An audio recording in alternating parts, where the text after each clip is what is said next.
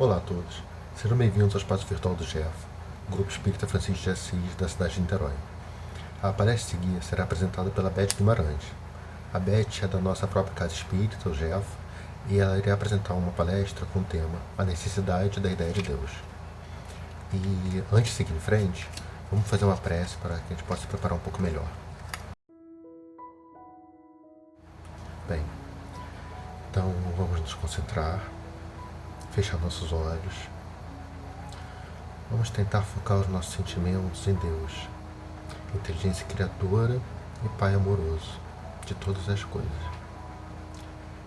Que ao ouvir a palestra seguir, tenhamos como guia os ensinamentos do Mestre Jesus, para que possamos interpretar e melhor assimilar tudo que for apresentado. Por fim, vamos agradecer à palestrante e aos espíritos benfeitores que sempre estão ao nosso lado. Que possamos ter uma boa palestra, que assim seja.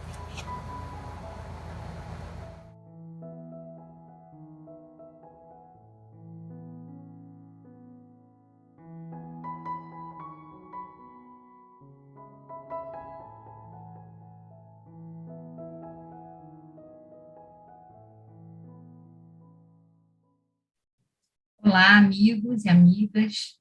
Estamos aqui para alguns momentos de reflexão. E para esse nosso tema de hoje, como em todo tema que nós trabalhamos com essas falas, é sempre bom lembrar que, em verdade, estamos trocando ideias. Me lembro de um provérbio chinês, cujo comentário eu vi um dia desses, de que quando eles se referem a duas pessoas, dois homens que vêm numa estrada, numa pequena via, carregando cada um o seu pão. E quando eles passam um pelo outro, cada um continua carregando o seu pão. Mas quando vêm os dois, cada um trazendo uma ideia, e se encontram, quando partem, cada um dos dois leva a sua ideia somada à do outro. Essa nossa tentativa de estudo com as palestras, com essa nossa proposta que a doutrina espírita, ou melhor, que o movimento espírita assumiu, imagino que seja proveitosa nesse sentido, porque cada um de nós, quando lemos um tema, quando estudamos alguma questão, quando nos aproximamos de um texto, temos a nossa percepção construída, organizada, com a nossa bagagem. E nessa troca, nessa exposição que se faz, a gente tem a oportunidade de compartilhar aquilo que a gente foi capaz, dentro da própria limitação, de pensar, de construir com seus pensamentos, com suas experiências. E a gente tenta sempre, não é? Que essa fala seja simples e, ao mesmo tempo, que ela seja coerente com os princípios espíritas, que, por sua vez, nós sabemos, são a revivescência, na nossa condição de espíritas, do Evangelho de Jesus. Há aqueles que têm maturidade suficiente, penso eu, para viver o Evangelho, a Boa Nova, sem a necessidade desse esclarecimento que a doutrina espírita traz. Mas, de nossa parte, a doutrina espírita se fez muito necessária por conta, provavelmente, dos nossos conflitos, da nossa rebeldia ou da nossa dificuldade, em tempos passados, de nos apropriarmos dos conceitos que o Evangelho tem. Então, na nossa condição de espíritas, eu penso que nossa responsabilidade se amplia e, ao mesmo tempo, nós somos conduzidos a termos essa garantia da visão racional, da visão esmiuçada, clarificada, para que a gente definitivamente faça uso daqueles conceitos que o Evangelho tem. E nessa condição de quem vai fazer uso da doutrina espírita para se clarear por dentro, mas também para colocar esse melhor, essa condição melhor nas próprias atitudes, nós temos a reflexão fundamental acerca de Deus. Leon Denis tem, no seu livro O Grande Enigma, um capítulo que ele intitula A Necessidade da Ideia de Deus. E ele vai pensar, né, ele pensa e nos apresenta o seu pensamento, dizendo do quanto Deus é esse ser que, dizemos nós, para o qual nos faltam as palavras, dentro daquela proposta da pobreza da linguagem humana, que o Livro dos Espíritos tanto afirma para nós, mas que nós vamos tentar buscar para elaborar melhor a nossa vida. A ideia de Deus traz um colorido diferenciado no nosso viver. Porque nós somos capazes de observar, quando pensando em Deus, não somente aquilo que diz respeito ao pensamento, ao sentimento, mas também a olhar com um pouco mais de admiração, de valorização às coisas concretas que nos cercam. Quando nós pensamos, por exemplo, o alimento que vem da natureza numa trajetória de desenvolvimento, não é? Desde a germinação até o crescimento do broto, até o surgir das folhas e para aqueles que chegam a florescer e dar os frutos, existe aí uma dinâmica de vida onde o princípio espiritual é fundamental. Então, nós temos, na concretude da vida, esse elemento espiritual impregnado, fazendo que a gente pense. E quando a gente pensa que nessa concretude, em tudo isso que nos é palpável, visível, existe o princípio espiritual ali impregnado, organizando a vida, nós imaginamos de onde terá surgido tudo isso. Quem, né, ou o que, melhor dizendo, terá criado, estabelecido a harmonia que rege tudo isso. Porque nos mínimos seres vivos nós percebemos organização. Nos mínimos seres vivos nós percebemos método, nós percebemos harmonia. E tanto assim que quando há um desajuste na natureza, nós normalmente damos conta que há aí uma ação do ser humano. Porque como agentes da razão no mundo, nós, com os nossos desajustes, podemos desajustar aquilo que estaria em harmonia.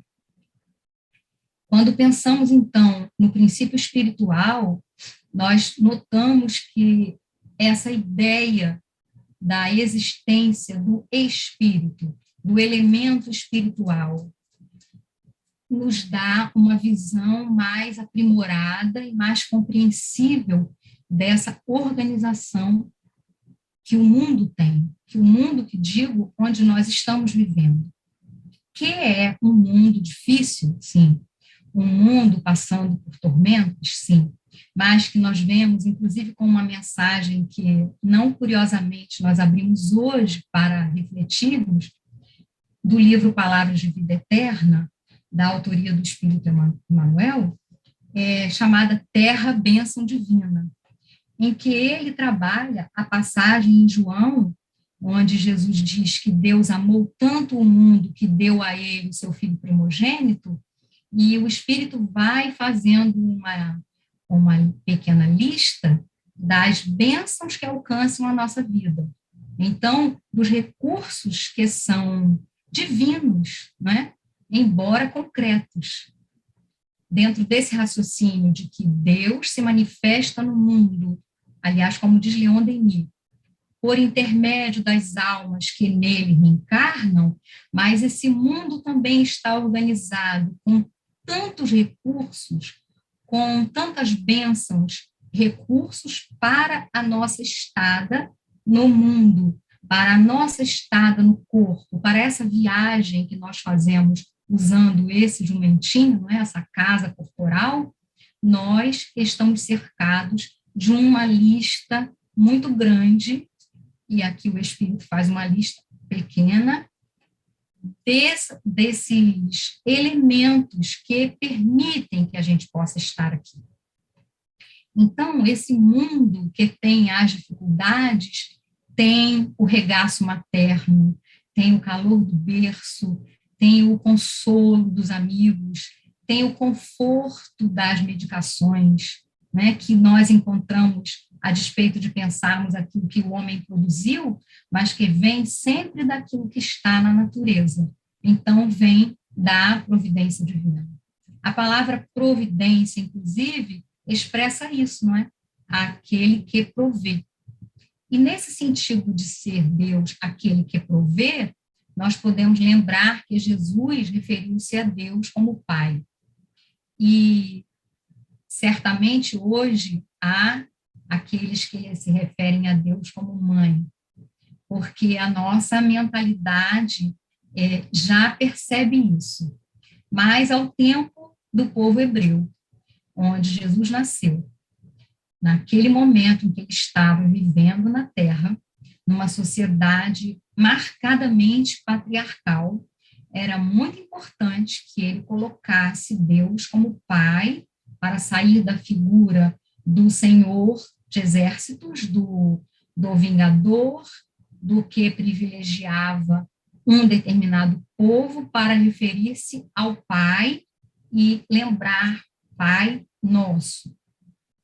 Então, é importante que nós possamos contextualizar e compreender para que pensemos que além de quando nós vamos ensinar alguma coisa, além da condição de precisarmos usar elementos conhecidos, nós também precisamos usar elementos compreensíveis para a pessoa. Não basta que alguém conheça alguma coisa para que seja usada como referência para um ensino. É preciso que aquele elemento seja compreensível e a gente poderia dizer assim, aceitável. O que eu estou querendo dizer com isso? Se Jesus tivesse apresentado Deus como mãe, essa ideia não seria aceita. Então, ele precisava colocar a ideia que ele queria passar de Deus como amor, como provedor, como aquele que cuida, que se interessa, que respeita, que zela, que provê na figura do Pai. Nós hoje temos condição intelectual de ampliar esse conceito e pensar não só em Deus como mãe, como um amigo excelente, mas sairmos da figura pessoal, sairmos do conceito do Deus é brasileiro, não é?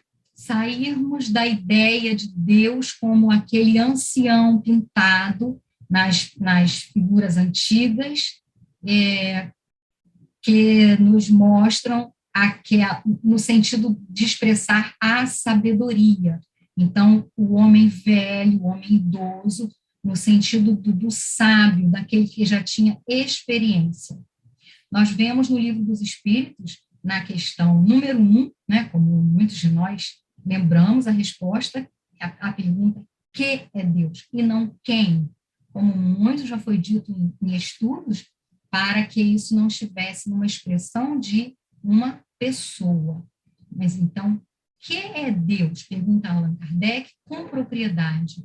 Os espíritos respondem: a inteligência suprema, causa primária de todas as coisas. Essa questão, filosoficamente, é fundamental, porque quando nós pensamos na nossa limitação, que Deus é a causa primeira, a causa primordial, a causa de tudo, aquele que deu origem a tudo quanto há, nós estamos trazendo para o pensamento nosso, para o pensamento humano, uma explicação plausível para que a gente possa partir de algum ponto. Então, a matéria não tem inteligência para criar a si mesma. A matéria em si, que na concepção espírita é um dos elementos, né? Quando a gente tem Deus, o Espírito e a matéria. Deus como criador, né? O Espírito como a porção inteligente, a criação que tem capacidade de ir com a evolução desenvolvendo a inteligência, a ponto de chegar a ter autonomia, a ponto de ter o livre-arbítrio. Esse é o elemento espiritual, que necessita da matéria para estar no mundo e se manifestar, e se desenvolver. Porque nesse entrelace do espírito com a matéria, o espírito vai avançando. O elemento espiritual vai avançando. Kardec chama didaticamente de princípio espiritual, esse elemento que se une à matéria, a seres rudimentares, até outros em condição melhor, mas quando ele chega na condição de ter raciocínio, de ter livre-arbítrio, portanto, aí nós chamamos de espírito. Então, essa matéria, por sua vez, ela, quando não tem o elemento espiritual agregado, ela é bruta, ela não tem a expressão da inteligência. Por isso é que no Livro dos Espíritos nós encontramos a resposta dos espíritos dizendo que o espírito vai intelectualizar a matéria. A matéria sem o espírito é bruta, é morta, porque a presença do espírito, como nós sabemos, com o seu elemento intermediário, que é o perispírito, que é um elemento que, nesse caminho longo da evolução do espírito, vai também fazendo a sua evolução. Porque aí nós vemos lá na evolução anímica, com Gabriel Delany, que o perispírito se desenvolve em termos psicológicos, no sentido de de ter um papel nessa evolução, e em termos fisiológicos também, porque esse elemento que faz com que o espírito, tão diferente da matéria bruta, os dois elementos tão diversos, né, tão, digamos assim, dois extremos, possam se unir para que haja a experiência do espírito estar na matéria, a matéria ser utilizada, ser veículo da ação do espírito.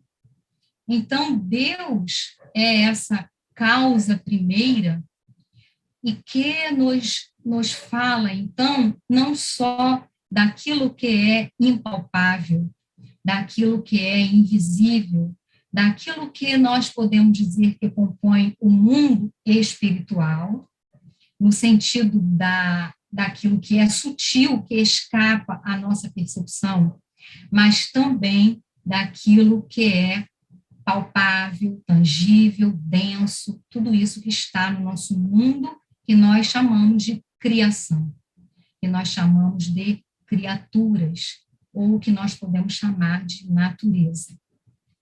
Assim, nós vemos no Livro dos Espíritos, quando se trata da questão da lei divina ou natural, vemos que Allan Kardec distingue, numa nota, as leis de dois tipos que compõem essa lei natural. As leis físicas e as leis morais. As leis físicas, que são aquelas que regem o movimento que diz respeito à matéria. E lembremos, meus amigos, que a matéria também existe em níveis sutis, que escapam à nossa percepção, tanto fazendo parte já no mundo físico, como aquelas que nós consideramos que são do mundo espiritual. Por exemplo, quando nós pomos uma água para ser fluidificada, quando nós temos a chamada água fluidificada. Nesta água estão impregnados fluidos que nós chamamos de fluidos espirituais. Isso também é a matéria. É matéria que está numa condição sutil que a ciência humana ainda não percebe. E que, por tratar-se de matéria que não é percebida, então, nesse mundo físico, porque escapa aos nossos sentidos ainda grosseiros, escapa ao nosso olfato, ao nosso tato, à nossa visão, à nossa audição, não é? Então, ao nosso paladar. Então, nós chamamos de fluidos espirituais. Algumas vezes, nós tomamos uma água fluidificada e sentimos uma densidade diferente. A gente bebe a água, parece estar bebendo mingau. Ou a gente sente um perfume diferente, como se fosse uma cânfora, uma erva. Alguns dizem, parece que tem homeopatia, porque tem um traço alcoólico. Às vezes, ali está um fluido que foi posto pelos espíritos, né? Um fluido espiritual, que, de alguma forma, deixou essa característica e alguém mais sensível percebeu. Mas isso também nos mostra que o fluido espiritual é matéria. Então, essa matéria, que é fluido espiritual, ela pode, por ser matéria, em determinadas condições, se fazer sensível no mundo físico, por alguns. Então, toda essa dinâmica de espírito e matéria é muita coisa para nós acharmos que surgiu do nada. Não digo nem a questão do espírito, ou do que seja espiritual, porque quem concebe isso está admitindo a existência de vida, de dinamismo, ou de imortalidade, não é? Admitindo a imortalidade, porque pensa no além do corpo. Mas a ciência do mundo vai avançando e vai conseguindo perceber a matéria em condições cada vez mais sutis. Cada vez mais nós vemos equipamentos, experiências, indícios, experiências que provam a ação do pensamento sobre, por exemplo, a saúde, experiências que demonstram, nesse caso da saúde, pessoas que melhoraram de quadros de doença em razão de grupos que oraram, e a gente tem muitas experiências desse tipo sendo feitas por pessoas que estão dentro da ciência, que se interessam por esse assunto por um ou outro motivo, porque são instigadas de alguma forma por esses temas. Não significa dizer que quando surge uma conclusão desse tipo, que a ciência já esteja espiritualizada. Mas essas iniciativas, elas corroboram com o que nós encontramos também no Livro dos Espíritos, quando é dito que o espiritismo, não no formato que nós conhecemos, mas as ideias espíritas, ou seja, as concepções de que há matéria em níveis sutis, a concepção de que a vida extrapola a condição do fim do corpo, a permanência da individualidade após o decesso, tudo isso, todas essas ideias vão se tornar crença geral, como a gente encontra lá no livro. Então, nós vemos que isso é um processo longo, nós não vamos acordar um dia, desculpem aqui a forma, né, um tanto quanto desajeitada de falar, mas nós não vamos despertar um dia e encontrar o mundo regenerado. Esse é um processo longo. Se nós imaginamos, por exemplo, quanto tempo leva uma gestação para que um corpo se desenvolva, um corpo humano se desenvolva dentro do ventre materno. Quanto tempo leva isso? E depois, quanto tempo para uma criança, desde que nasce, se tornar alguém independente, no sentido da condição física, no sentido fisiológico? E depois, mais um tempo ainda, em termos psicológicos, para essa pessoa poder estar no mundo caminhando com as próprias pernas, no sentido das suas escolhas, e não do movimento da coisa motora em si. Então, esse encaminhar da vida, esse desenvolvimento, essa chegada a uma condição nova de um mundo, é um processo. E se nós precisamos de calma, de tranquilidade para lidar com a nossa própria vida, né, entendendo as condições de cada idade, de cada condição, de cada dia que traz, às vezes, desafios que nós jamais poderíamos imaginar, que dirá para nós lidarmos com a condição do mundo em que nós estamos vivendo.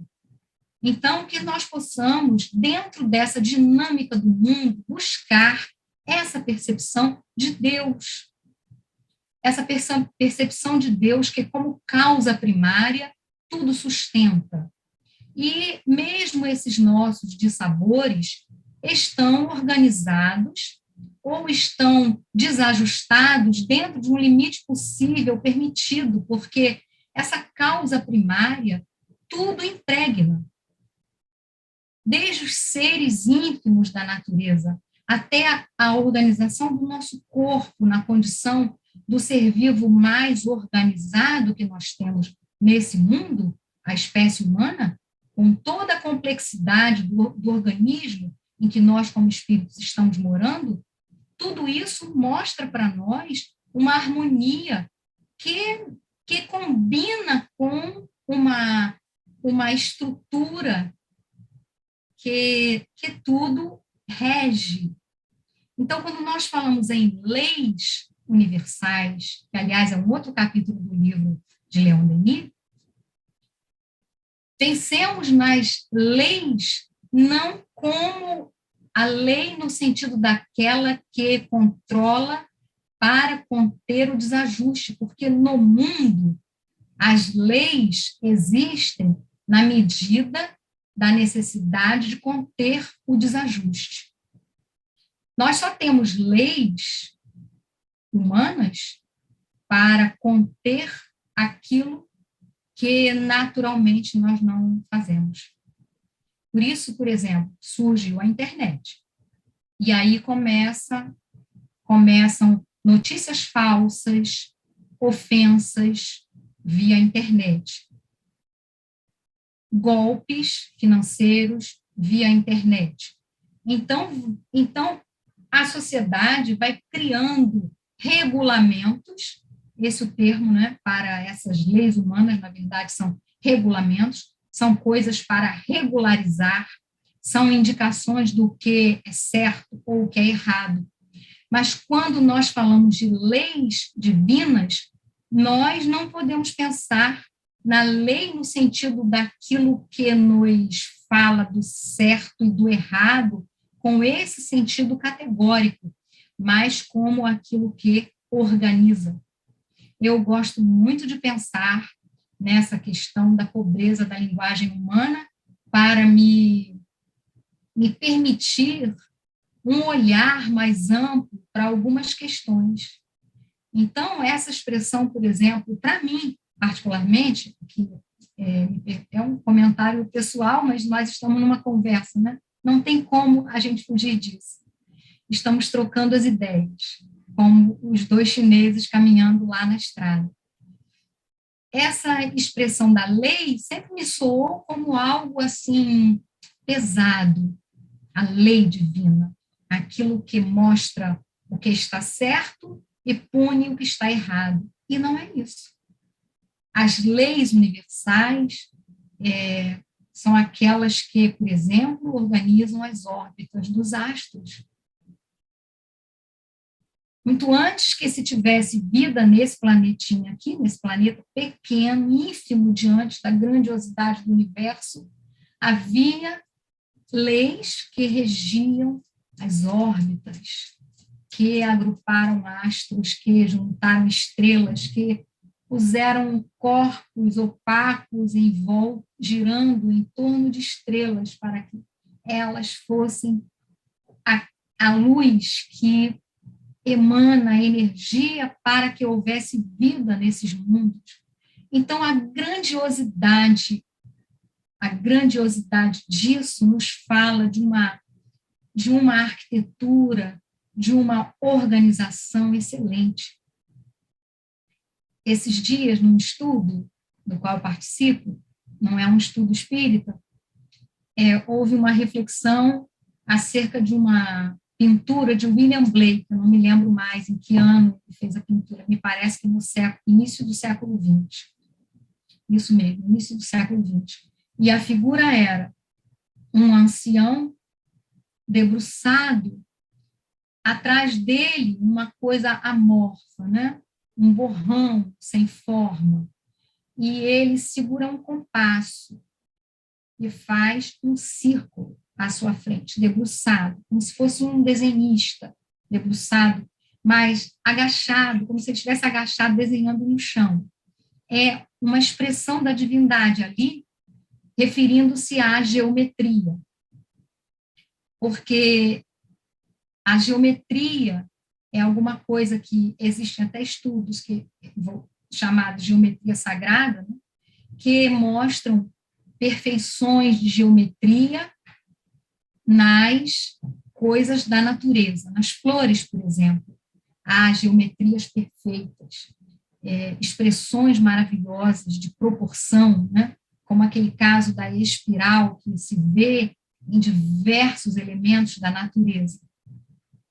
E aí nós pensamos, mas então nós poderíamos dizer que Deus, na expressão que o Livro dos Espíritos coloca como a inteligência suprema, é a suprema inteligência matemática, o supremo arquiteto, o supremo geômetra, a geometria mais perfeita que nós possamos imaginar está na natureza.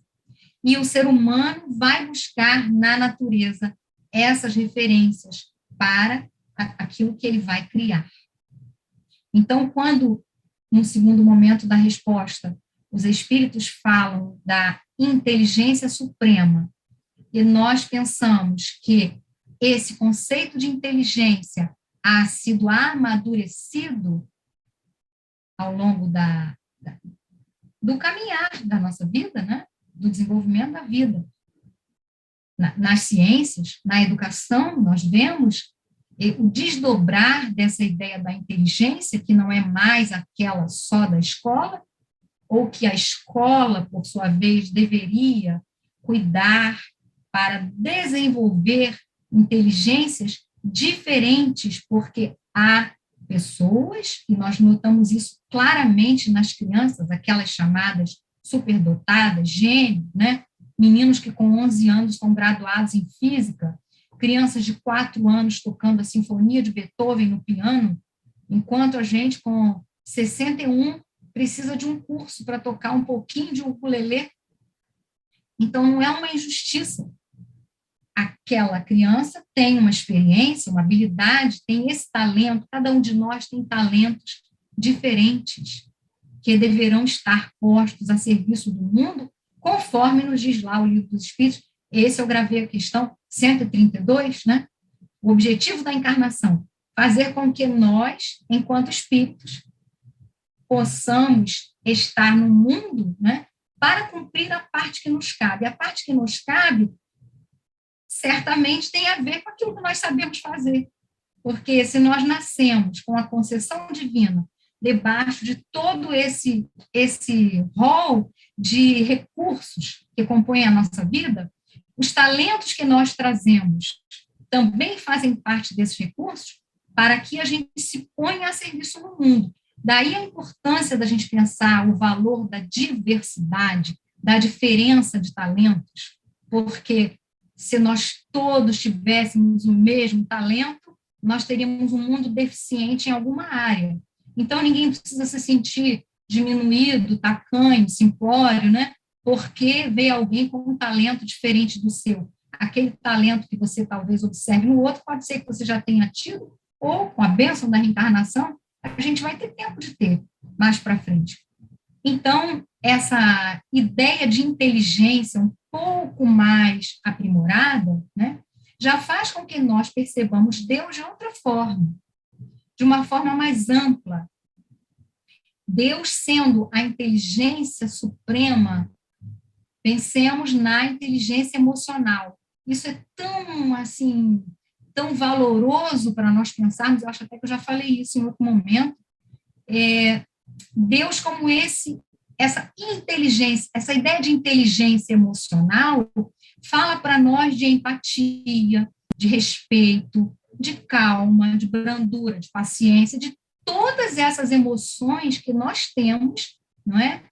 Muitas vezes em desajuste, mas elas existem, como a gente costuma dizer, em germe dentro de nós, e muitas vezes nós as temos com alguns recursos que o mundo já tem, nós podemos equilibrar essas emoções para que a gente viva de forma mais organizada. Não vale a pena a gente se satisfazer em ser alguém irritadiço, em ser alguém impaciente, em ser alguém que não tem a calma que a gente vê no outro, porque isso tudo nós somos capazes de desenvolver. E a nossa oração, a nossa prece, a nossa tentativa de vinculação com o nosso anjo guardião, ou anjos guardiães, ou a nossa anja guardiã, né? Embora a gente sabe que espírito não tem sexo, mas por que não pensar numa figura feminina, se a gente assim se sente mais acolhido, não há problema algum. Então, se essa figura que nos alcança o coração, que nós podemos buscar, nos inspire para que nós possamos desenvolver essa nossa inteligência emocional. Não tão preocupados em cortar a nossa dificuldade, mas estender as nossas possibilidades. Grandes pessoas no mundo falaram isso, né? E muitas ideias ajustadas chegam à Terra por conta desse pensamento de Leon Denis, de que Deus age no mundo através das pessoas, dos espíritos que ele permite encarnar nesse mundo. É por isso que nós temos almas tão valorosas que vêm alavancar o mundo em determinadas áreas e fazem diferença.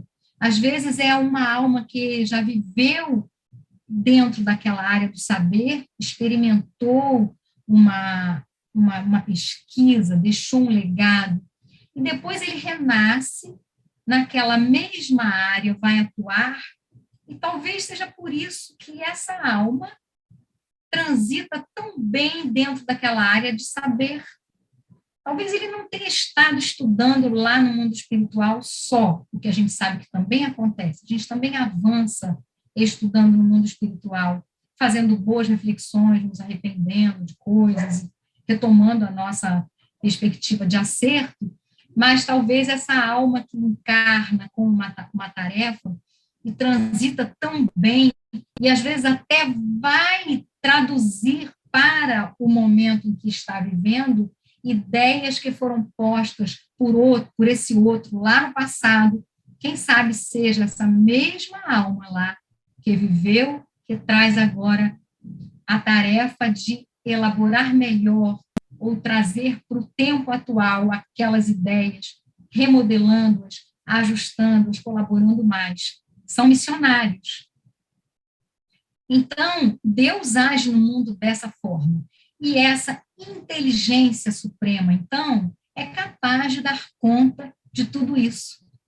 É capaz de colocar na dinâmica da nossa vida ações educativas, situações, melhor dizendo, educativas, que têm os seus processos pedagógicos para que nós possamos crescer.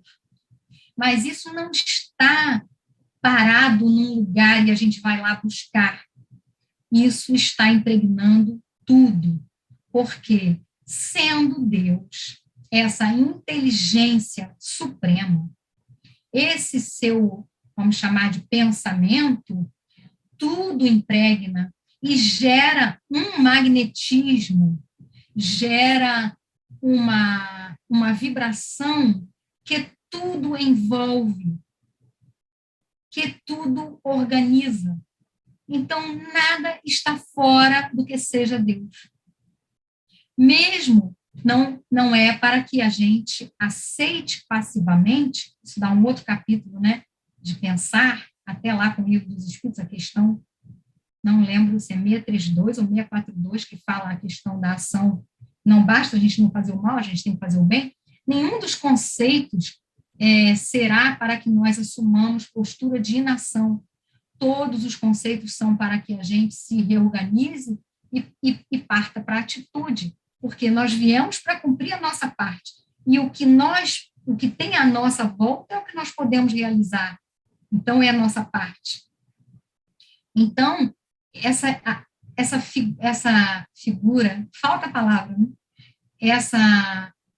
Deus é imanente. Tudo impregna. Não há o olho de Deus, a mão de Deus, o braço de Deus tomando conta das coisas. Deus está em tudo, porque tudo é criação sua. Então, tudo sendo organizado por essas leis que surgem dele como Criador, tudo está organizado assim. O nosso corpo, com seu funcionamento, os nossos sentimentos, o que há dentro de nós de paz, de amor que podemos movimentar nas nossas atitudes, tudo isso provém de Deus, porque ele criou tanto a matéria quanto o espírito. Daí aquelas leis físicas, que eu não continuei falando, né? As leis, a lei divina ou natural, que Kardec explicita na nota, que se dividem em leis físicas e leis morais, as leis físicas que regem tudo o que diz respeito à matéria, e aí eu viajei lá para o fluido espiritual e perdi o fio, então vamos chegar lá agora na questão das leis morais, que são essas que regem as nossas relações, mas não só a nossa relação com o outro, mas a nossa relação conosco mesmos. Então, quando me amo, estou cumprindo a lei de Deus no sentido da lei moral. E quando nós dizemos que devemos amar a Deus, então nós vamos pensar o que é Deus. Se Deus é a inteligência suprema, onde cabe todo o bem, como diz Leon Denis, o bem a gente poderia usar a expressão, a palavra inefável, né? Indizível, não há como a gente dizer o que é o bem se explica por si só. De certa forma, Deus também, porque a gente fica aqui falando, tentando, não é? Mas nós só compreendemos ou sentimos quando a gente se cala e olha para dentro. Então, é esse o sentido da lei moral. A nossa natureza pede o bem. A nossa natureza nos impulsiona para o bem. Então, a consciência, que segundo a doutrina espírita é onde estão gravadas essas leis de harmonia, ditames éticos, né? Conceitos morais, tudo isso que está gravado dentro de nós, esse material se ressente, né? Dentro de nós há um desconforto quando a gente não segue essa ação natural, divina, no sentido do divino, do bem. A gente tem o livre-arbítrio que permite que a gente vá teimando e se rebelando contra isso. Mas é como se fosse um recipiente com pressão que a gente vai tamponando, apertando e vai chegar uma hora que a gente vai ter que deixar fluir. Ou que a própria natureza nossa espiritual vai provocar, porque há um limite para isso. Porque nós não vamos conseguir contrariar a natureza por tanto tempo. Então, felizes sim nós somos quando acontecem situações que nos provocam a mudança. Eu acho que isso tem um pouco a ver com a questão da bem-aventurança, no sentido de que não é exaltar o sofrimento, não é bater no peito, dizer que é bom que eu sofro, mas é compreender que na nossa dificuldade ainda de aprendizes, os desafios, para nós não chamarmos de sofrimento, porque às vezes o desafio, ele tem sim uma dose de pesar, mas cada um de nós, quando vivemos aquilo e encontramos coragem dentro, estamos compreendendo a medida desse desafio. Agora, caberá a nós passar por isso, nos fazendo de vítimas, nos revoltando ou admitindo que há uma forma mais inteligente, no sentido emocional, de lidarmos com aquilo que nos chega. E todo esse movimento não tem jeito, tem a ver com Deus. Mesmo as pessoas que negam, e isso é uma questão muito de fórum íntimo, que nós devemos respeitar. Porque, vejamos, lembremos da parábola do filho pródigo, né? Que é muito bonito lembrar da expressão de que quando o filho cai em si, o pai vai encontrá-lo lá fora. Ele nem espera o filho chegar. Ele sai da casa e vai abraçar o filho ainda chegando. Então, meus amigos, é muito difícil nós traduzirmos em palavras esses conceitos. É muito difícil nós alcançarmos, ainda mais assim, sem a gente estar se vendo, né? É difícil a gente tratar um tema desses, mas nós vamos, nessa tentativa de somar ideias, ampliando o pensamento, reservando um momento para que a gente saia do ruído, né, do rebuliço dos nossos dias, e que a gente possa, sim, fazer o movimento de ir ao livro, porque a leitura, às vezes, eu comentava isso hoje com uma amiga, às vezes, muito mais valoroso a gente ler um parágrafo e refletir com a gente mesmo do que ouvir palestras de horas e horas, porque aí nós estamos vendo as conclusões do outro. É bom, né? Nos ajuda até para a gente conviver um pouco, mas é muito importante que nós tenhamos essa coragem, né? E confiança, que nós tenhamos confiança de ler e compreender com a nossa condição. É muito importante que nós façamos isso. Então, eu vou ler, para nós encerrarmos, um parágrafo de Leon Denis, que é absolutamente próprio e que fala de uma maneira, a gente pode dizer, poética. Eu penso que ele era um poeta filosófico ou um filósofo poeta, não sei bem, mas tenho gostado muito de ler Leon Denis. E nesse livro, O Grande Enigma, no capítulo seguinte do A Necessidade da Ideia de Deus, né? Então, para a gente, antes de ler o trechinho, lembrarmos que acho que fugimos um pouco desse tema, a necessidade da ideia de Deus, mas eu estava aqui, uma justificativa, né? Com essas coisas na cabeça e achei difícil colocar um tema. E essa ideia me veio, a necessidade da ideia de Deus, porque quando a gente admite Deus, a gente vai, com o pensamento, viajar dentro dessa ideia.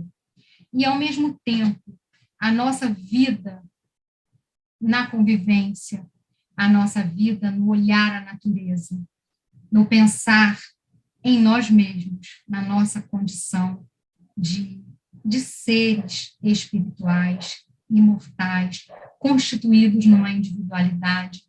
A ideia de Deus nos ajuda a termos assim um ancoramento, né? Também penso que nos ajuda a pensarmos a nossa condição de seres no mundo, né? Com os pés no chão, como uma árvore. Eu acho muito bonita essa figura da árvore para comparar conosco. A terapia floral usa um pouco essa ideia. E certa vez eu li uma mensagem, eu ouvi uma mensagem de um espírito amigo que falava isso. Pensemos a nossa condição como uma árvore. Nós encarnados precisamos estar, né? Com os pés firmes no chão, no sentido de nos apropriarmos da nossa condição de seres no mundo, nutrirmos o nosso corpo, nos estabelecermos zelando pelo nosso corpo.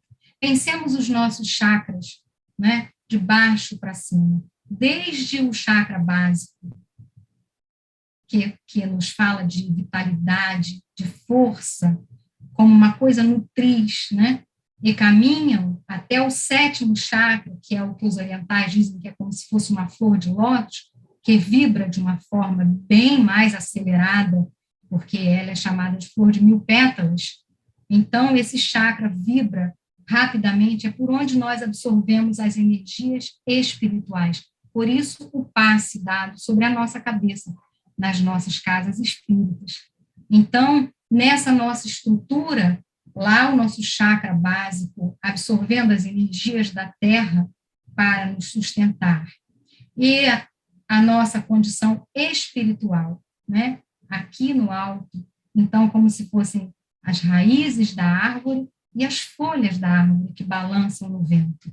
É uma coisa, de certa forma, poética, mas que nos pode falar dessa nossa condição de seres atuantes no mundo, né? Embora bebendo dessa fonte espiritual, que esse nosso beber das fontes espirituais, no sentido dos estudos, das leituras, das reflexões, da nossa oração, do nosso aquietar íntimo, das nossas meditações, possam verdadeiramente nos nutrir espiritualmente. Então, a gente se nutre espiritualmente e se nutre fisicamente. Isso dá um bom caldo para nós.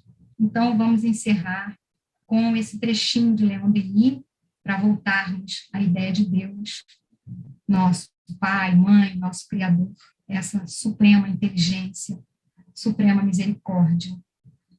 Tudo nos fala de Deus, o visível e o invisível.